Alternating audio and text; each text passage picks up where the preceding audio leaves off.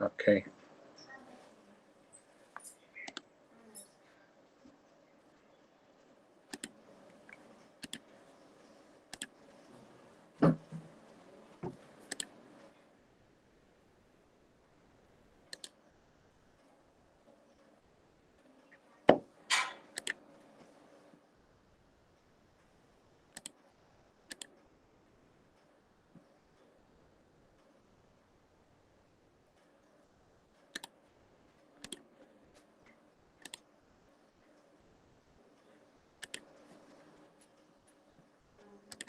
Okay.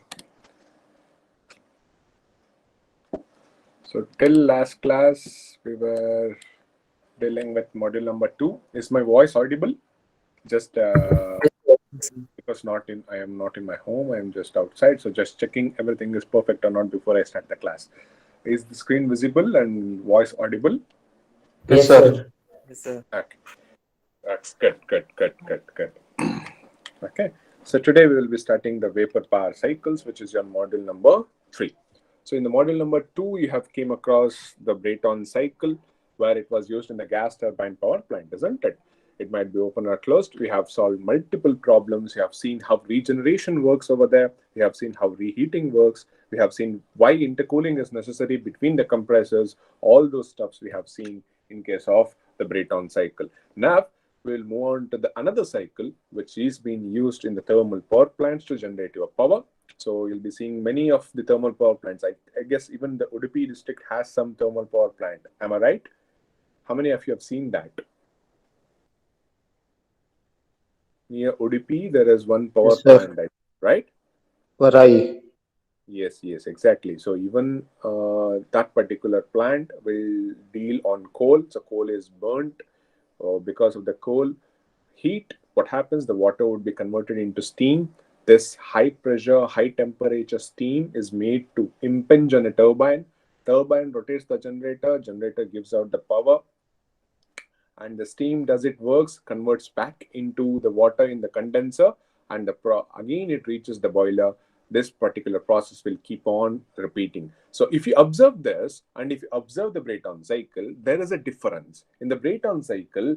There is no phase change, isn't it? There was only air which was circulating among the compressor and the turbine.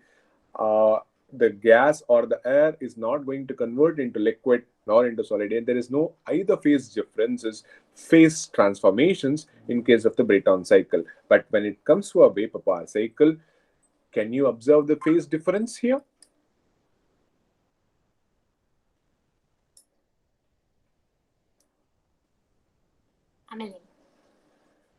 Okay, so you can observe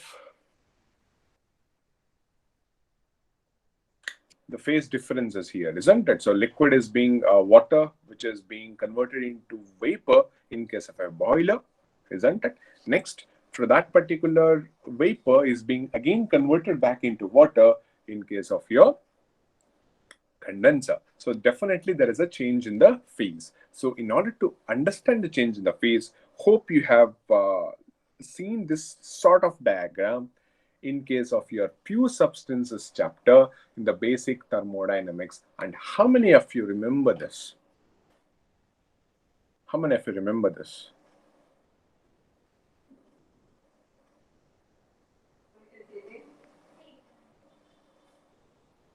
Yes, Swaroop, Aditya, only two. Sujan, Sujan, right, Prasad, good. So in this particular TS diagram, there are three different regions I can see. The number one is the liquid region, which wholly consists of the liquid area. So if the state point is in the liquid region, I can plot somewhere here, here, here, or here, depending upon the problem. Now, in between these two lines, there is a wet region. Wet region in the sense it is a cumulative of, it is a combination of liquid plus vapor. So that is known as a wet region, and it is separated by the saturated liquid line on the left and saturated vapor line on the right. So this is how it is being separated. And the third region is the superheated region, where exclusively it is for the vapor region. No liquid would be present. The dryness fraction would be 100%. So the whatever the particles are there, it would be 100% dry in nature. So the line which is separating the liquid plus vapor and the vapor region is known as saturated vapor line. So there are two different lines, as I told you. The one is saturated liquid line, which is this, and other one is the saturated vapor line, which is at the other side. So both of these two lines, saturated liquid line as well as the saturated vapor line, will combine at a critical point here. Correct? Any doubts here? No, sir. Okay. Can anyone just read this, the basics of this? Raj Prasad, can you help me out with this? Yes, sir. Yes, sir. Wait. Please read it out.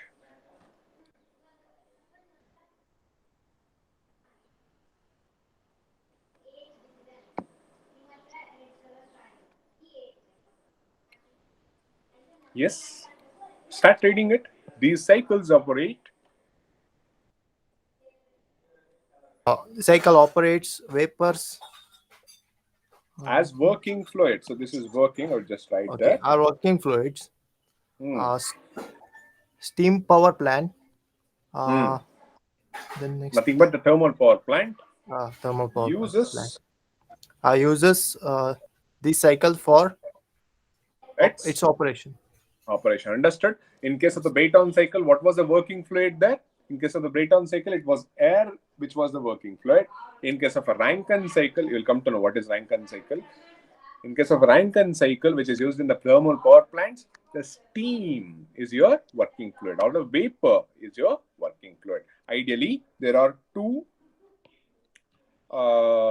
types of cycles. The one is the Carnot cycle, and the other one is the Rankine cycle. What is the difference between the Carnot cycle and the Rankine cycle? Is so Brayton cycle, there are two types, isn't it? Ideal Brayton cycle and actual Brayton cycle. Hope you remember that, isn't it? We used to draw the red color lines, remember? Yes? Yes. Correct?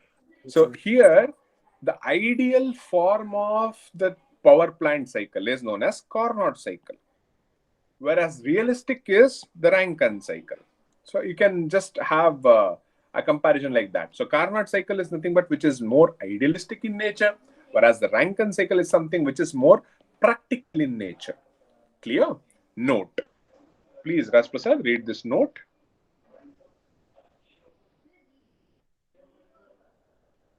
Vapor power cycles involves phases of working fluid which change continuously during cycle.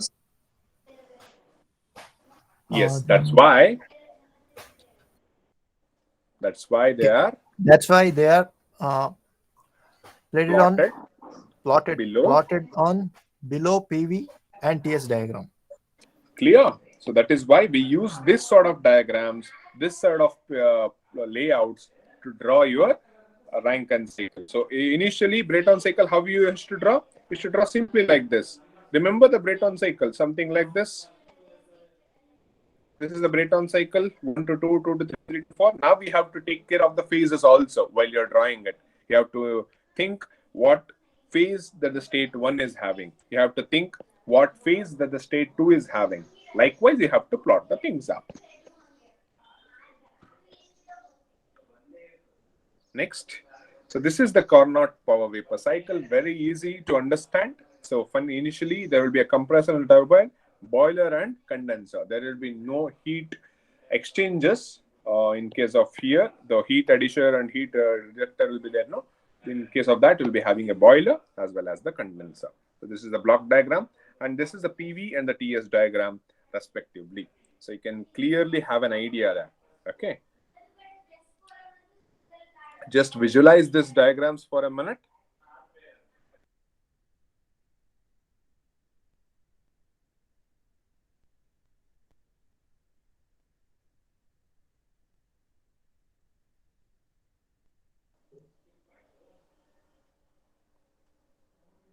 Try to understand with this particular diagram. Sir, this chapter started today, sir. Yes. Is this chapter started today? Today. This is a fresh chapter.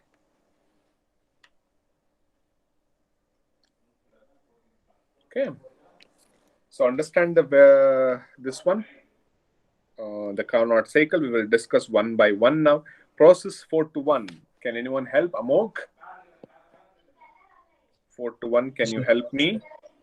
Just to always follow. From now on, I prefer you to follow the PV and TS diagram both. Okay. Yes. 4-to-1. What happens? Amog? Yes, sir. Ah. The temperature T1 is heated till the wet region is formed, sir. Okay. Read this particular sentence. In this process, water at temperature T1 is heated till wet steam is formed. So in this, what happens? Water is heated till the temperature T1. Okay, till the wet steam is formed. So if you observe this, so this is what? This is saturated liquid line.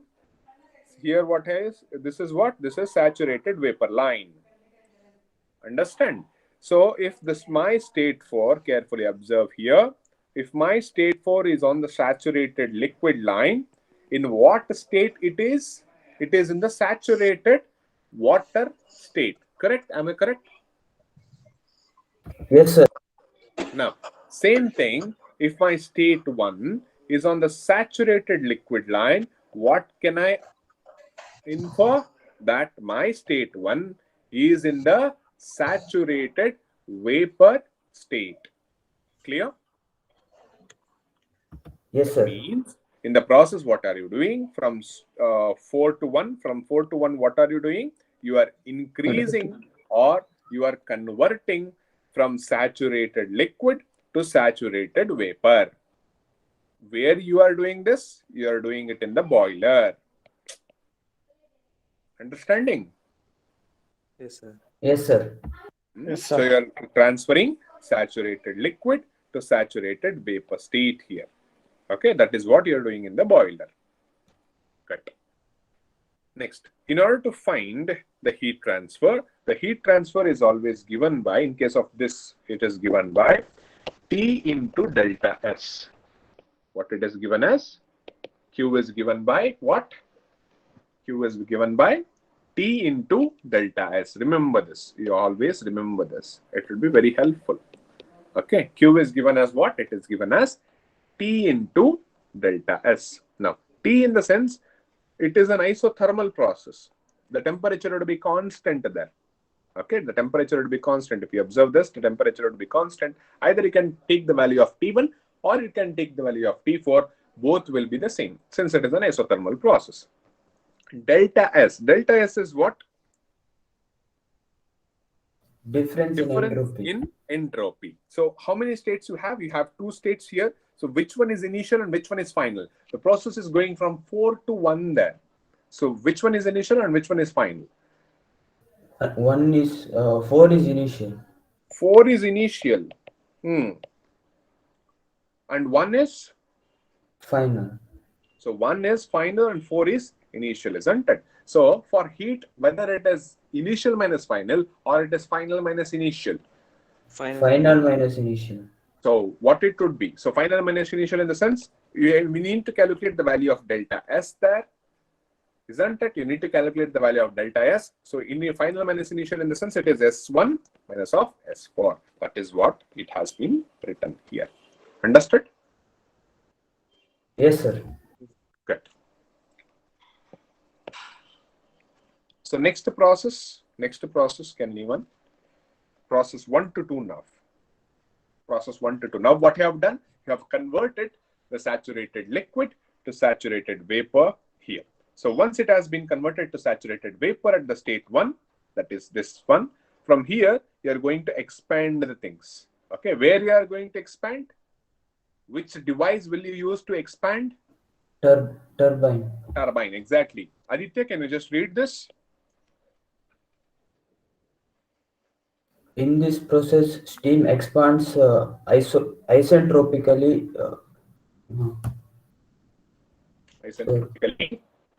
Till its pressure and temperature are reduced to P2 and T2 respectively.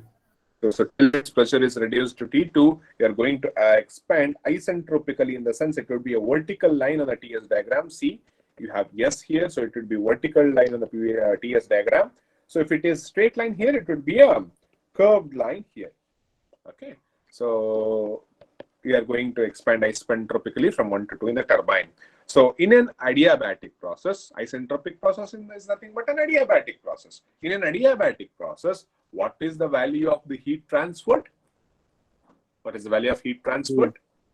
0. So that's why the heat transfer is 0. Now, the process from 2 to 3. What happens in the process? From the process 2 to 3, what happens here? Anyone? In this process, this takes place in the condenser. I'll be parallelly writing this. This happens in boiler. And this happens where? This happens in turbine. And this happens where? This happens in condenser. So what usually happens in a condenser? Condenser converts the vapor into liquid, isn't it? It condenses back to liquid. So just read this. Anyone? Sujan?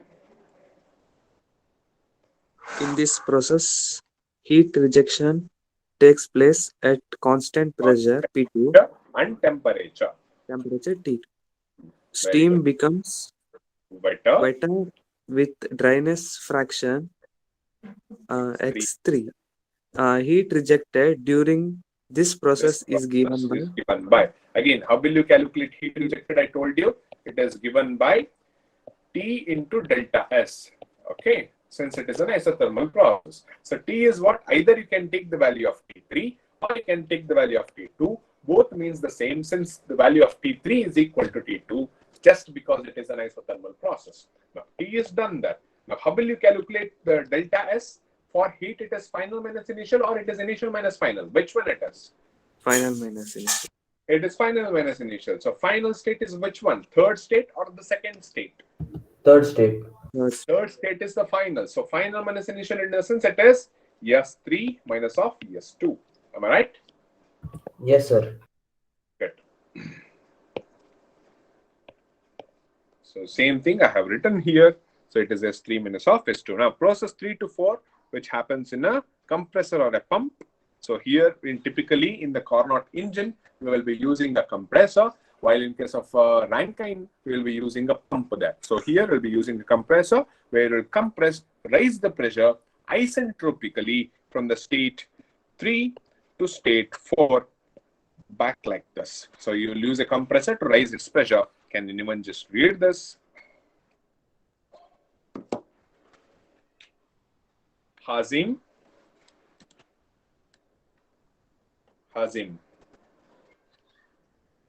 Chirant.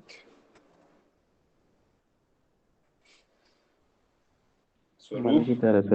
Yes, sir. Swaroop. Yes, sir. Please read this 3 to. Okay, sir. In this process, wet steam at condition 3 is compressed isentropically to pressure P1 and temperature T1 to the state 4. The cycle Repeats further. The cycle repeats further. Heat transfer during this process is 0. Understood. So why it is 0, Swaroop? Any idea? Why the heat transfer from 3 to 4 is 0?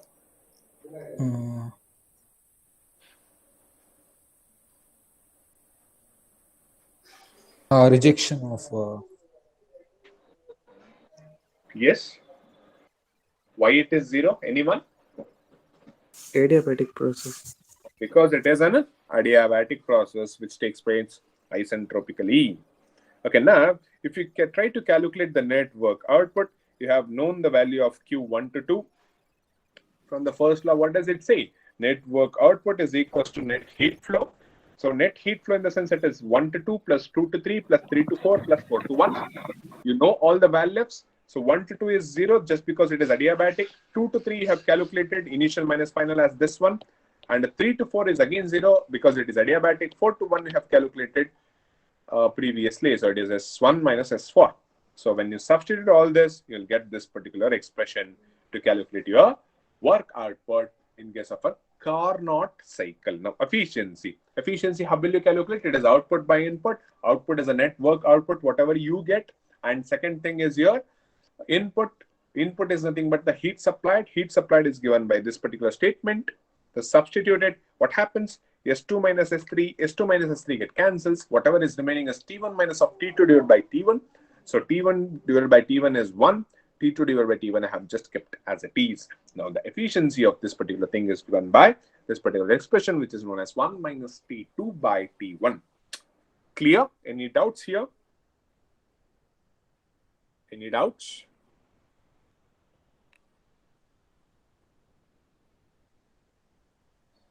If you have any doubts, please let me know. Clear, sir. Clear? It's very easy, man. Next, what are the limitations of the Carnot cycle? What are the limitations of Carnot cycle?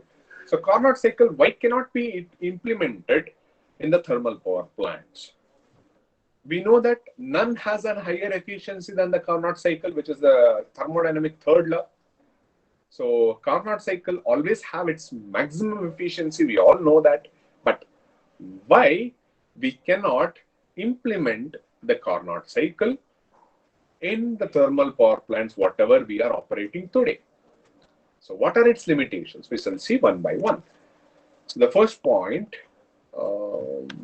Ritik Lobo, are you there? Yes, sir.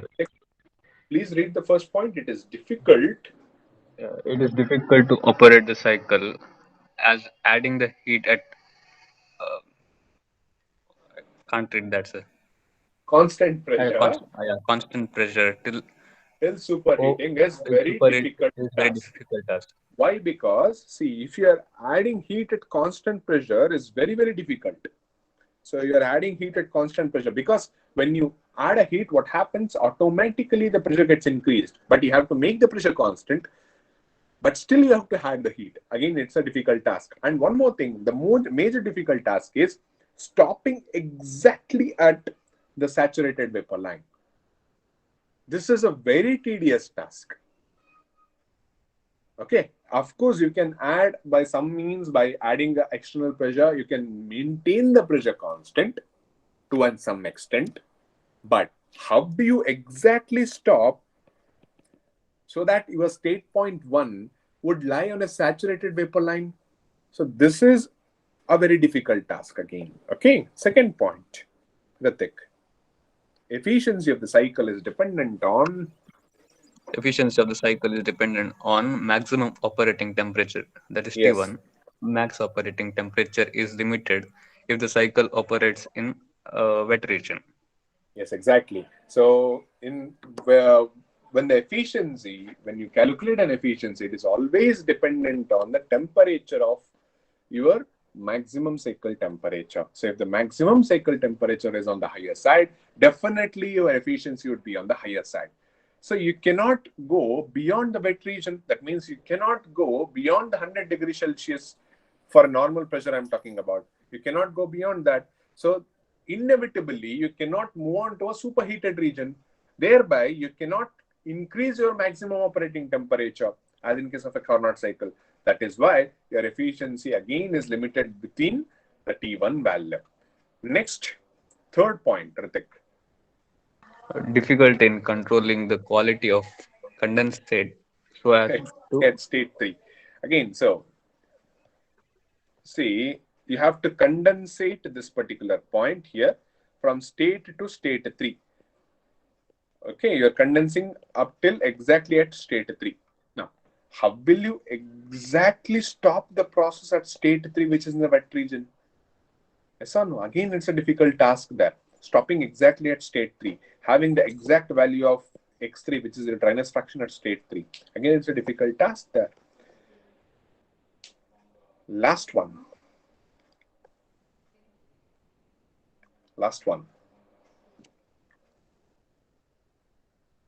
Yes, last one.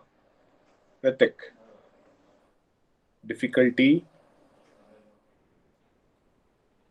difficult in what is it? Isentropic compression of wet vapor. Okay. So To I'll just maintain explain it pressure. directly. Okay. I'll just explain it directly. Again, the compression of the wet vapor is a difficult task. So if it is either complete liquid, you can compress it very easily using a pump, or if it is a complete air or a complete vapor you can compress using a compressor. Nothing is there. It is in between. You need to compress liquid plus vapor, both the things. Again, it becomes a difficult task to compress it till the state form just because you are compressing both the things here. These are the few limitations of the Carnot cycle. If you have any doubts, please let me know in the Carnot cycle. In the tomorrow's class, we shall start with the Rankine cycle, which is our main player to be played with. Rankine cycle. Okay. So any doubts here? No, sir. Okay. So from tomorrow, we are going to start our main hero, which is known as Rankine power cycles. We'll start with that. Nothing gonna change. Only 2 more components should be added. That's it. Everything else is same. We'll enjoy the Rankine cycle from the next class. Now, those who are there for my counseling batch, please stay. Else can mark your attendance in your Google Sheet and leave. Those are there for my counseling batch. Please do stay here. We have something to do. Very important. Okay.